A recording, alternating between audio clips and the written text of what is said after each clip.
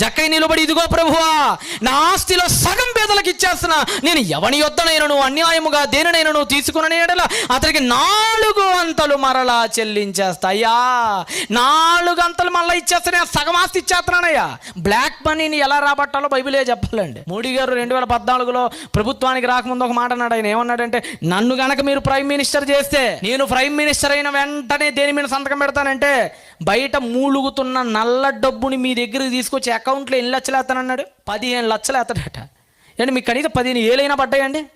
లక్షలు వద్దులే కానీ ఏలైనా పడ్డాయి, వద్దులే కానీ రూపాయలు కనీసం పైసలైనా పడ్డాయా?